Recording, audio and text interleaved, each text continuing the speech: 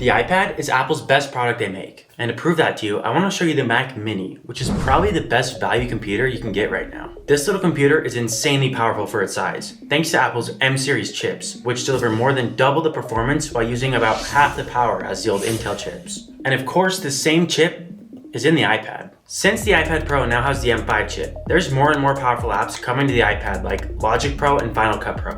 Lots of people are giving these iPad apps a lot of hate. But before I talk about why the iPad is the best, let me first talk about why these apps are actually really helpful. Let's take someone like me, not a pro creator at all, just someone that wants to start making video but doesn't have any equipment or anything. You could get going with the $350 iPad and the Final Cut Pro for iPad app. With this iPad, you have a camera, computer, editing software, somewhere to write a video, somewhere to record audio, and a way to post a video. Or maybe you and some friends want to start a podcast. You can all set up your iPhones, get your iPad, and start a live multicam, which will record everything to your iPad, so then you can pick and choose different angles and audio recordings super easily. Of course, you can do this with a Mac, but it's going to be a lot more expensive and there's going to be a lot more accessories to carry around. Instead, you just use the phone that you carry around everywhere and an iPad. And that's just one reason why I really like the iPad.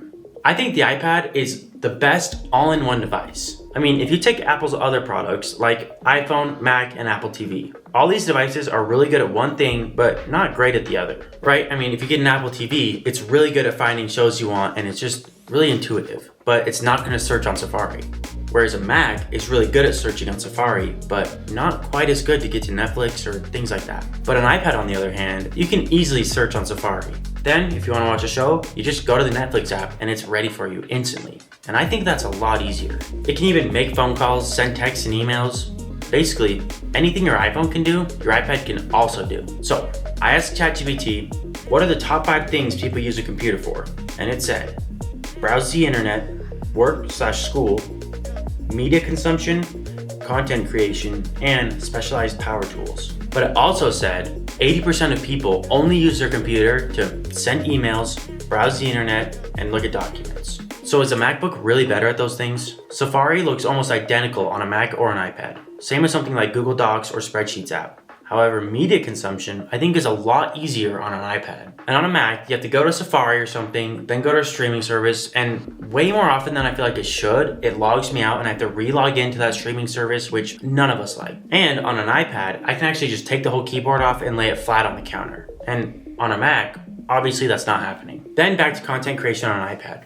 I'll agree, Final Cut Pro on a Mac is a lot better than Final Cut Pro for iPad. But Final Cut Pro for iPad is great for simple edits. I think with Final Cut Pro for iPad, most people that are trying to make videos can get what they want done for a lot cheaper. And we can't forget about the Apple Pencil, because I'm no artist, but I sure love my Apple Pencil. I have an iPad mini that I take to the gym with me, and it's like my little notebook with unlimited pages. I always pull up the stopwatch, notes, and probably a podcast of some kind. This Apple Pencil Pro is packed with a lot more features than you probably think. One of those being the new squeeze feature, which will do a different action when you physically squeeze the pencil.